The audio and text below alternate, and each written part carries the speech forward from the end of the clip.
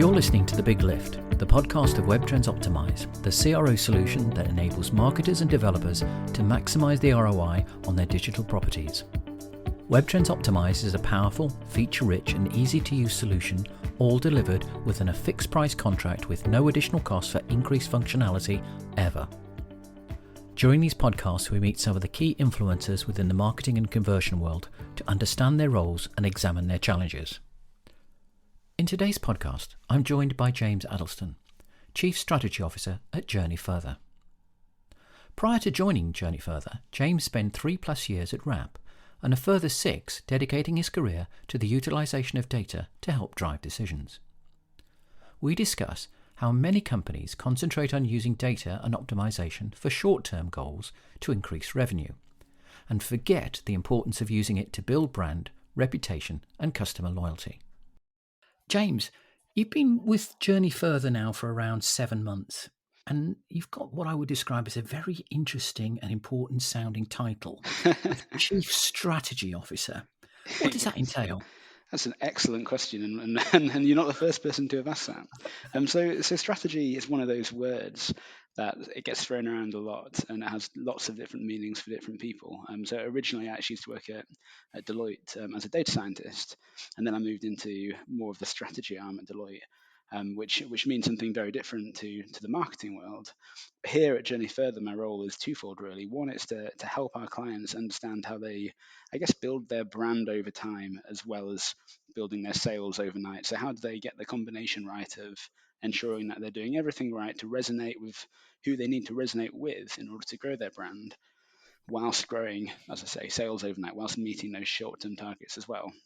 And to do that, I also look after the data arm, the insights arm here at Journey Further. So we also have a group of specialists who are able to both measure, but also build all the algorithms, from making sure that we're doing attribution right, all the way through to helping with things like pricing. So everything that's kind of a bit more data-led in the first instance, or where we need a helping hand from an insights perspective, we'll get our data team to help with that as well. It seems like it's a balance between the hard-nosed data element and the kind of the softer element, which is obviously the strategy of moving things forward. Would you say that you're stronger in one or the other, or you're happy with both? It's an excellent point. I think sometimes we assume that brand growth or longer term growth is maybe softer, so to speak. It definitely requires more of an empathetic outlook. It requires you to understand humans more so than, as you say, looking at data itself. But in reality, I don't honestly think you can grow a brand over time without understanding the short-term implications of what you're doing, and without making sure that you are hitting the short-term growth targets as well. I mean, no great business can go years without performing well. You have to make sure, for cash flow reasons as much as anything, you are hitting your short-term targets. So you do have to be cognizant of that short-term element, even if you believe that you have more of a longer-term outlook on how companies should be run. You had another interesting title at RAP, which was Head of Decision Science. Was that... You must have the most interesting job titles anyway. I haven't gone through all of them, but was that much more different to what you're doing now, or is it more of the kind of the softer skills that you're bringing into it with the strategy? That's very kind of you in terms of the good job titles. It's actually a very interesting journey at RAP. So in marketing, there's, a job title called data strategy, which is thrown around quite a lot. It might be called data planning at some agencies. And that, for me, is not very descriptive at all around what that job entails. And my belief is that we, as a industry in general, are very inward looking. So we often tend to call ourselves titles based purely on, a historic element, because that's what it's always been called. And when I started working at Journey Further as a head of data strategy, I asked myself, is this really what we do? I mean, a lot of what we did was helping clients understand how data might fuel their long-term growth. A lot of it was building short-term models, but really what we were doing was helping to drive decision-making for clients. That's what it was. It wasn't just data either. A lot of the time that would be based off understanding humans, understanding why humans did what they did, and understanding how we can, prove that to an extent, but also understand that better using data. It wasn't really about the data. So we changed our structure. And there are companies who have decision scientists, I believe Facebook does. Lots of challenger banks do. I think Monzo's got a data scientist team from memory. And really, what we did was understand how we use data better to drive decisions. But as I say, that softer understanding the human part as well was so important to make that work. Understanding behavioral science, but also understanding not just why people did something, but understanding that they did it is just as important. And I think sometimes we get very bogged down in trying to understand why we do what we do, which is very important. But there's also an element of just trying to recognize how we respond to different stimulus. And I think that's something that's missed largely as an industry. So you've mentioned in the last few minutes about both short-term and long-term optimization. Do you feel that there's value in both, or is short-term strategy just not the right strategy at all? I think it's a bit of a false dichotomy, to be honest, to see them as being different. I mean, you definitely can do things that improve short-term growth, like discounting is a great example of that, which are to the detriment of long-term. And you can also do things that might help you in the long term that might be to the detriment of the short term, such as divesting all of your budget from short-term performance channels to brand channels that might not necessarily have the same immediate impact. But in general, you really can do both. There's loads of examples of clients who I'm very lucky to work with who do both extremely well. It doesn't have to be the case that you do one over the other. And in fact, most evidence shows that by getting the combination right, and it varies based on industry, based on client, but lots of people say 60-40 in terms of long-term brand versus short-term. But in general, if you get the balance right for your client, then you will grow both short-term and long-term. I heard somebody said marketing is like asking someone to go out on a date. Brand is giving them the reason to say yes. Is brand always a long-term strategy, or can it be a short-term strategy too? I think it absolutely can also be a short-term strategy. I think in order to be able to make short-term decisions around what we buy day in, day out, we're always leaning on our emotional instincts throughout that. If you went to the shops tomorrow and bought, I don't know, Snickers instead of a packet of Oreos, I don't know, I've obviously got food on my mind. If I asked you why you selected one over the other, if you've bought both in the past, you probably would find it quite difficult without having to really think about it to answer that question. And that's essentially the impact of branding. And we often don't ask ourselves why we make certain short-term decisions, but in reality, the reason why we make decisions tomorrow is massively impacted by the way that we've engaged with that brand over time. And I guess one thing that I would say just to add to that is if we have a brand at our forefront, and we've got them, I guess, through either prompted or unprompted awareness, but we at least are able to recognize a brand. If we are faced with a short-term decision without necessarily being prompted by that brand specifically to make that decision, just by being in the vicinity of, for example, an Oreo, while we've may have seen larger brand messaging over the past week or so, we're more likely to pick up Oreo, and there's loads of evidence to suggest that that's the case. Again, it's part of this false dichotomy around short-term versus long-term, when actually brand building does encourage you to make decisions tomorrow as much as it does in 6 months, as much as it does in a year. I think one of the things, though, that we've all got confused about is there's this term which has been a very old hackneyed phrase, brand loyalty. And I know brand loyalty exists, and I know that's definitely a long-term strategy. But for instance, if I say would I prefer Nestle versus Cadbury's, I'll always go with Cadbury's because of the long-term brand loyalty I have to that. It must be something where it's challenging to be able to change people's long-term brand loyalty. So that surely must be a long-term effort. Yeah, I mean, there's definitely some great examples of that being the case, and I mean, people do. Lots of people do, and evidence does reflect that lots of people do have certain loyalties towards brands. What I would say, and there's I guess, a very kind of marketing 101 book that I'm sure lots of listeners will have read, How Brands Grow. There's loads of empirical evidence. Also, the long and the short of it's a good example that shows loads of empirical evidence on this. People tend not to have as much brand loyalty as I think we in the marketing industry assume that they do. It tends to be a combination of frequency and reach that really encourages those purchases. So take Cadbury's, for example. Obviously, asking you as an individual will be hard to Yes. necessarily say this, but for Cadbury, it may be that you've got I don't know, deep affection towards Cadbury. That means that you'll never divert away from that purchasing decision. But it's also potentially equally plausible that you've just seen lots of Cadbury advertising in the last year, or you've Yep. had a high frequency of interactions with that brand that's caused you to purchase that again. And there'll equally be loads of people who might have churned in the last year. And that's reflected by the fact that loads of challenger brands in that industry, but also across every industry, do break into the market. Because one of the examples that you talk about challenger brands is this whole financial marketplace now, which is coming out with a lot of different ones, and I even include Revolut, although they're somewhat mature by comparison to some of the others like Starling, etc. But there must be real challenges in that perspective for trying to move, let's put it this way, the older generation into that kind of market space, whereas the younger generation will be much easier and much happier to be able to jump on an app versus actually having the physical presence of a bank. Yeah, change over generations is a really interesting concept, and there's quite a few brands I've worked with in the past.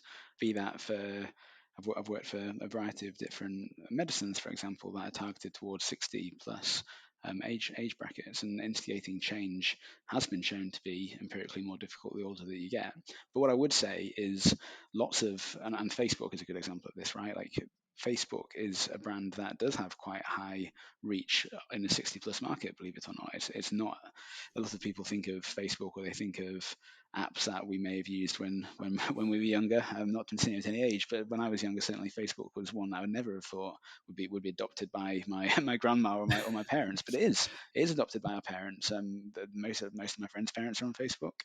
My grandma, before she sadly passed away, she was she was on Facebook at the age of 92. Um, Wow. uh, and that's not an exceptionally rare story. No. They're also on FaceTime. I was at my great uncle's house helping him use FaceTime on his new iPad.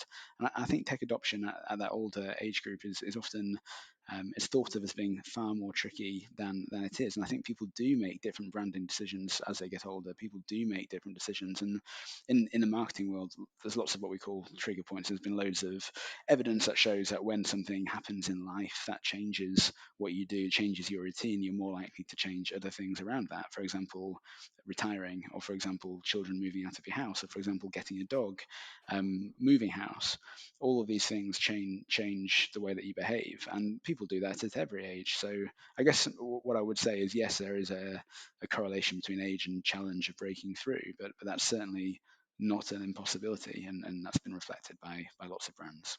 TikTok seems to have gone from nowhere into a multi-billion-dollar brand used by very young people predominantly. I don't know the demographics, but I would assume that's the case.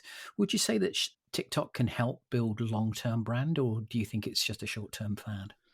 Yeah, I believe that any interaction that you have with an individual, with a customer, has a propensity to help to add to that long-term branding message. And I think often we forget what brand really means. We tend to think of brand as being somehow a big campaign or a massive launch with a TV ad. And in reality, what your brand is it's the emotions that people feel with every interaction with you as a company. And that could be through walking into your store, it could be through browsing your website. It could be through seeing a TikTok video that has your brand represented. All of these things have the ability, if done well, to add to your overall attitude and feeling, and to evoke certain emotions towards a brand. And when I say emotions, I don't mean love Yeah, or extremely strong emotions, yeah. but just emotions like, okay, I see that, I feel like it's practical, I feel like it's easy, I feel like they're a brand I can relate to. I see them positively, broadly, and TikTok definitely has a role to play in that for the right brands, as does every channel in my opinion, if used well. Do you think this is very much like a revolving door now as brands come in and out of favour? I'm thinking particularly of the social channels. Do I think it's like that's a great question. I'm not sure I'd consider it to be a revolving door per se. I think there's the way that we do marketing is something that is constantly changing, and has been for, well, certainly since I've been in the industry, with new channels coming in, the ability to target individuals, and very soon the ability not to target those individuals Yes. in the same way. It is Mhm. something that we're constantly having to adapt to, but fundamentally the basics of marketing don't change. The basics of speaking to as many of the right people as you can with the right message, it doesn't change. And it's the way that you do that, the tactical way that you execute against that, is something that will always change. And for me, one of the key elements of any business at the moment is understanding how to build yourself in an agile way. So how do you make sure that you have the teams that are deployed not to be locked into certain channels, but who have the soft skills as well as those understanding of those channels, and the ability to learn and adapt to those channels, so that you can deploy yourself for any brand and still do a great job, even if they don't use your channel of choice, for example. But that must be really challenging for many, not just the bigger brands, but for the smaller brands, to be in this constantly evolving, constantly moving environment where, just take TikTok for an example. You could be concentrating on Facebook and Instagram, and then TikTok arrives, and you think, well, do I have to take that? Do I have to have more people to be able to look after Instagram? Which bits do I cut back on if I can't afford to have more Yeah. people? It's constantly kind of dividing the cake into smaller and smaller pieces, which trying to be able to guess then which piece is going to have the greatest influence in you. I think that must be a real challenge for many of the companies that you deal with today. Is that right? Yeah, absolutely, and I think it goes back to an old data data challenge around. Well, there's two different broad data challenges that have been challenges since explored by mathematicians since the 1950s, 1960s. So one is what I'd call optimal stopping. So at what point do you decide that you've actually explored sufficient channels in order for you to feel like you've got the right mix? So with every net new experiment that you run, with every net new different thing that you do, you're always faced with the trade-off between broadly exploring versus exploiting, right? So trying to figure out some new piece of information that you didn't have before versus exploiting the knowledge that you already have to optimize and grow as quickly as you possibly can.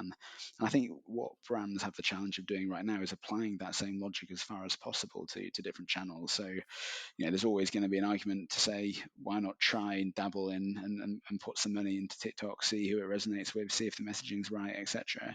But if you feel like you're constantly running small experiments with every new channel that pops up, there's a likelihood that you're not going to be exploiting what you do know readily enough. And that balance is something that every brand has to get right for themselves.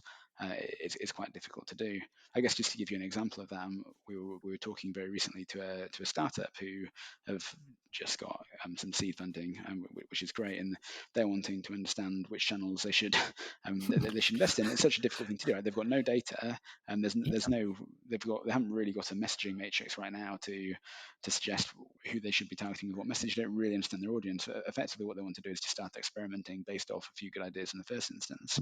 And obviously, what we have to work out, and there's no right answer to this, but we have to work out what's a sensible mix of doing what we know works for some other brands that we think will be good, versus running some experiments with different demographics, different messaging to see what might work and what might not work. And it's art as much as a science when you're at that stage of development. Yeah, I think it is. I think we've all been spinning plates for many years, but there's more plates coming onto the poles now, or it seems like that there's more plates coming on. And there was a time, and I'm saying there was a time because it still is at the time, where return on investment was obviously crucial to that. That may change. I think that we've got to get back to some of the art in the science as well, because I think we have to a degree lost a lot of the art because we've been focused on the data far too much. That's my own personal opinion. No, I 100% agree. I feel like the challenge, and I have this argument a lot. I would use the word insight for this. I think when people throw the term insight around, they assume it means basically aggregating large amounts of data to make an insinuation about what that data is suggesting. In reality, insight is a combination of that, but also in understanding humans. It's understanding how we think and feel and how I would react if I was to see a certain message or not. And of course, there's an element of that being very subjective, and it's not statistically significant. But what makes somebody a great creative, for example, is understanding the insights and is understanding the data that might help them understand who they should be targeting and what messages historically have worked well in the past. But in order to really ideate and come up with the right marketing mix as much as right creativity, there's an element of just trying to understand humans as well as we possibly can in order to understand what might evoke certain reactions. How would people respond if we did X? And it's something that we don't have data on unless we test it in controlled environments that are never going to be exact replicas of the real world in some certain circumstances. I think the last 2 years has probably been, in most of our lives, the most challenging part from a marketing perspective because there's always this survival mode that people have got into to be able to say, yes, we need to continue our business, but they also need to build brand and they also need to sell more stuff. And they do that with less people because lots of people were furloughed. There was less budget because people weren't at work and so they weren't spending their money quite so much. That must be quite challenging. In that time, in your history of working with companies, would you say people were spending more time in building brand over the last 2 years? Yeah, look, it's a great question. And I'd say there's definitely been a more reactive element to a large volume of retailers. And reactive is a very interesting word. I think so often reactive is seen as being a very negative word, and the way that I mean it in this instance is negative. So the way that lots of brands are responding is by showing discounts, by having knee-jerk reaction to change their model that might not be that sustainable in order to hit short-term targets, either for cash flow reasons or for I guess what I would call fake targets, targets that have been set by management without any real need to, purely because they want to show value to shareholders in the short term, when actually it's not the right thing to do. So there's definitely been this knee-jerk reaction. I've noticed it especially in retail, especially with, I guess, typical physical retailers who've got a physical presence as well as an online presence. There's been a big knee-jerk reaction there. I think one thing that I would say is that some retailers have, I think, been very smart in the way that they've used that almost breathing space. So there were periods of time where stores were entirely closed, and they'd use that time to start to invest in the long term, rather than to worry too much about divesting immediately onto online, for example. So there has been a few retailers who have stood out and I guess changed for the better for the long term, rather than chasing the pound next week. But to go back to my reactive point, there's also what I would call a positive reactionary mode, which is getting the right processes in place in order to be able to respond to things that are happening right now. And I often think there's negative reactive, i.e., something's changed yesterday, so we need to derail a longer term investment in order to make that work. But there's also positive reactive, i.e., how do we make sure that we have everybody set up to mitigate for certain scenarios that we know are going to happen over the next few years, and respond to those as quickly as possible. And far too many brands in the last 2 years have been responding in what I would call a negative reactive way. How do we make sure that we are simply hitting short term targets without really planning for those scenarios in advance? I think also there have been some which have been building better brand values around their product. So there's been a lot of talk about the quality of their product, the sustainability of their company, etc., etc. And I think that time has been much more reflective in that instance, as well as all the activities been going on around the planet, etc. But I think there's definitely been a few examples of good brand positioning, which has moved from what their traditional brand positioning was. But I think when you look at the smaller companies, those people that don't have million, 2 million plus turnovers and higher, they must be, or they have been, really challenged in trying to go into this survival mode to be able to make sure that they can continue their business. I notice a lot of companies that laid off people. There were lots of newer companies starting up who were people basically working from their bedrooms, buying and selling stuff, creating a brand presence, which again just adds more kind of confusion to the marketplace. Lots more people were buying online, absolutely, but there was more kind of avenues in which to place product. And I think that price became the differentiator over the last 2 years. And I think it's about time that we started looking back to the values of the brand and enhancing that. Do you agree the same thing? Yeah, I think that's definitely the case, and it's certainly going to be exacerbated by the inflationary pressures that we're seeing at the moment, where price will become increasingly important on people's minds, even if it isn't and this is where it goes to the human and data piece. Even if they could afford to spend an extra 40p on whatever item of clothing it might be, psychologically we're definitely again to hit a similar mindset to what we hit in 2008, where we saw lots of heavy price discounting, for example. That definitely is a factor and will continue to be a factor. People are becoming price dependent. I guess this goes back to the role that a brand plays in helping to drive short term revenue as well as long term revenue. Is if your only differentiator as a brand is price, of course you're going to be very dependent on price competition, and there's going to be races to the bottom. That was particularly true in retail. There were very large clients of mine who was struggling with that over the last few years, where they were devaluing their brand by offering high discounts, which essentially meant that people were anchored to a lower price while simultaneously seeing their brand as being relatively cheap. And I think sometimes what we forget with pricing is, whilst it is also obviously it has a direct impact on people's buying decisions, it also has a very large indirect impact, because it is not just a case of racing to the bottom if you want to improve long-term value. This is especially true, obviously, of retailers, where is there a genuine material difference in terms of the actual makeup of clothes for most retail brands? I'm not sure I should be saying this on a podcast, but the honest answer is probably not. I mean, brand is the main differentiator in terms of why people buy Mm. and why they don't. For most retailers, there are a few who offer bespoke services that may be around fitting or maybe around quality of material, but can most brands honestly say that that's the case?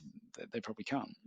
And to your point about purpose-driven brands going to a world where actually you have something like sustainability at the heart of what you do, if you can actually live up to that and do that, then that could be something that differentiates you and allows you to, I guess, make more margin whilst also doing the right thing, and helping decrease our consumerist society. One of the things that I talked about around or just before Black Friday with many of my interviewers was the fact that we were hitting a perfect storm where we were coming out of COVID, people had money in their pockets, there was a lack of supply potentially at that time, and there was also the threat of this third-party cookie removal. Yes. I think the storm clouds have got darker because we've now got inflation associated with that as well. So things haven't changed. Stock is still not as fluid as it was before. And people have got money in their pockets, but they're a little more hesitant to spend money in their pockets as interest rates start to rise and you can see the price of products going up day after day. Do you think there's light at the end of the tunnel? And if so, when do you think that might be? I don't know, you don't have a crystal ball, I suppose. Yeah. No, I mean it would be, it's a fool's game, isn't it, trying to predict the future? I think it's one of those where, and I said this a lot during coronavirus, and I think it's going to be true for the next few years. There's two different ways that animals is going to suddenly be very interesting or very uninteresting tangent, but Mm-hmm. there's two different ways animals tend to evolve. So you can evolve by having very cheap offspring and having lots of them and hope that many of them will die but a few might survive and it'll be okay, or you can evolve by having few expensive offspring, which are basically ones that you would have a good bet will survive, but you don't have very many of them. You basically can channel your energy in those two ways. And historically, it's been proven that the strategy that works best during particularly difficult times where lots of offspring will die anyway is basically having loads of cheap offspring. So it's essentially Mm-hmm. that strategy of completely diversifying, hoping for the best, and hoping that at least 2 out of the 10 things that you do well will work well. Essentially, how do you fail fast? In good times, it makes more sense to channel your energy into ideas that you think will really work.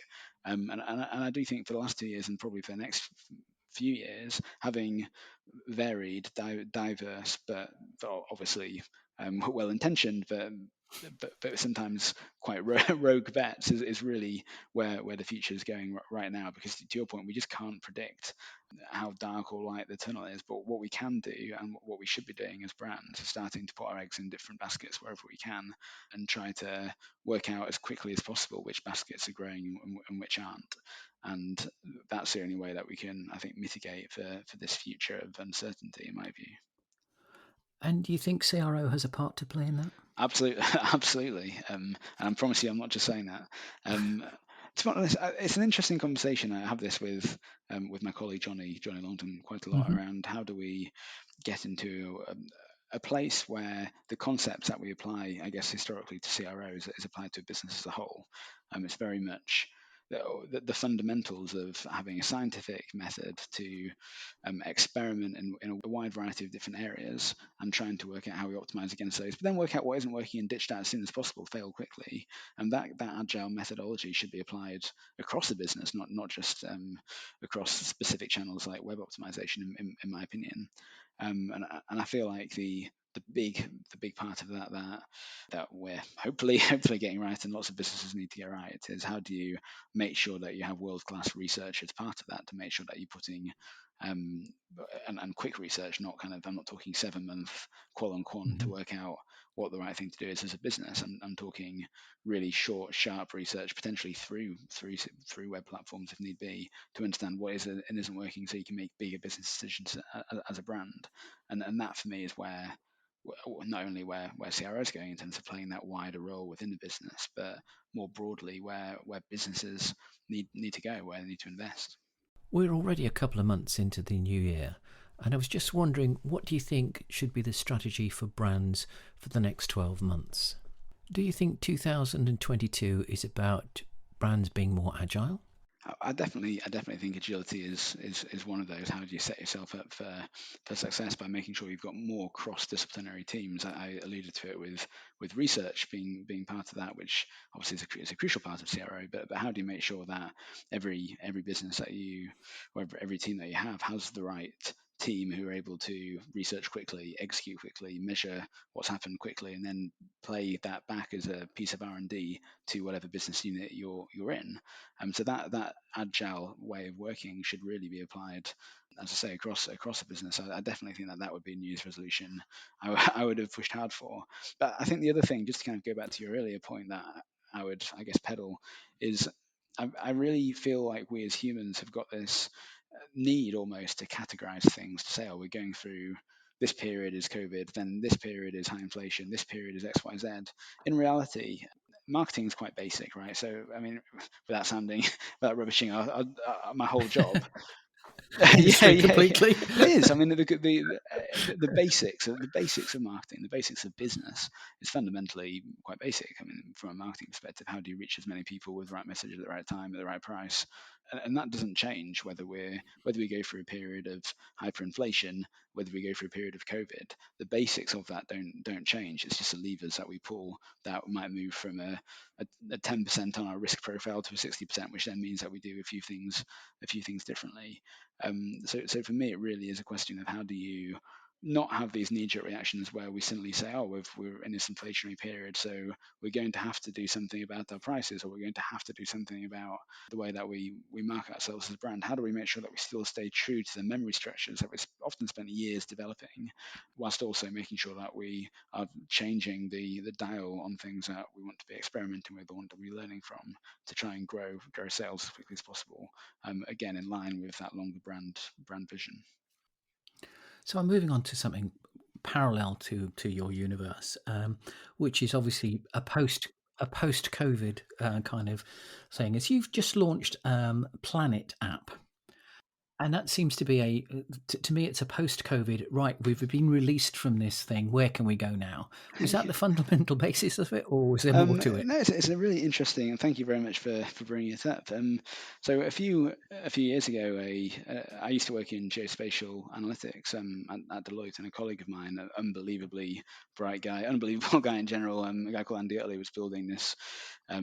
He was working, as I say, quite heavily in spatial analytics and building various models, and we were meeting up with a few friends, and he was meeting up with a few friends every now and again over a period of time, and he just got really annoyed one day, and he said, "Look, I keep meeting up really close to this guy's house because he keeps telling me that that's the best place to meet up. I don't believe it is. I'm going to build an algorithm to prove him wrong," and that's where it was born. And he's then since gone into various different companies doing a really good job elsewhere. So we've kind of taken the reign from him slightly, and he's still a shareholder, but isn't as involved in the business. And we now, as a team, have been essentially building this app over the last year and a half during COVID. There's a great company called Bulb, based in Leicester, who've been helping us do that, and we've obviously chosen to release it now that people are kind of out and about again. But that is a good example. Well, I would say this is a very biased thing for me to say, but it's a good example of, of trial and error, right? We've tested it over a long period of time, and by no means is it perfect. But for me, the way that hopefully it will succeed as an app is by failing quickly on the things it will fail at, and growing hopefully in the things it will do well. So I'd encourage everyone to go to planetapp.co.uk. And I'm joking. So how does it work? I mean, is it by user reviews kind of thing? So it plugs into a few different APIs that help us understand where things are located and what the ratings of those things are. And then we essentially have an algorithm that if you're meeting up, let's say there's 3 or more of you meeting up, all coming from different locations, then the app allows you to work out where the optimal area is to meet up based on what you want to do. So if you want to meet up at a restaurant, and you want Chinese food, it will help you understand where the best place is for all 3 of you to meet up, assuming that one person might be driving, one person might be taking public transport. It minimizes drive time and maximizes fairness, and finds the best place for you is essentially how it works. So it's a I guess it's an algorithm at its heart with a hopefully a slick UX on top of it that helps you, I guess, navigate those difficult decisions. It basically came from having loads of annoying WhatsApp conversations with people where no one could agree where to meet up and everyone was arguing the whole time. So hopefully, even if it doesn't succeed as a business, hopefully it will help us reduce our arguments with a few friends. It sounds like an interesting distraction, if nothing else, from what you do. Yeah.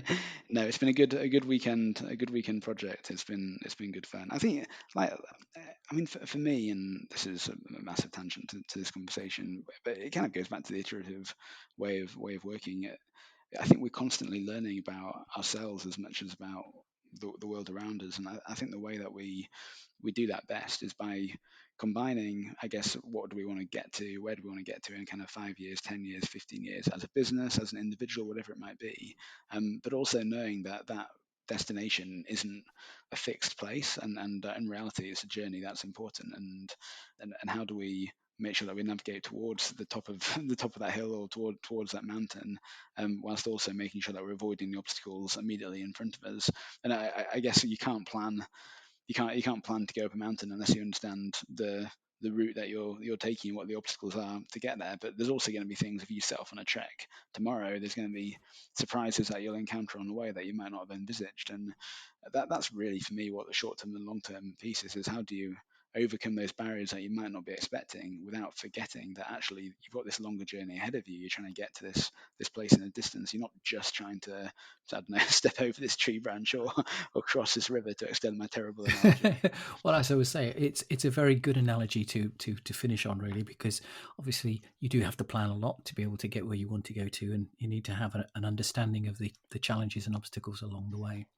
But for now, James, it's been a great conversation. I'm sure we'll touch base in a few months or so, just to be able to see how things are going, and we'll circle back and perhaps even meet up and have a drink and chat through this.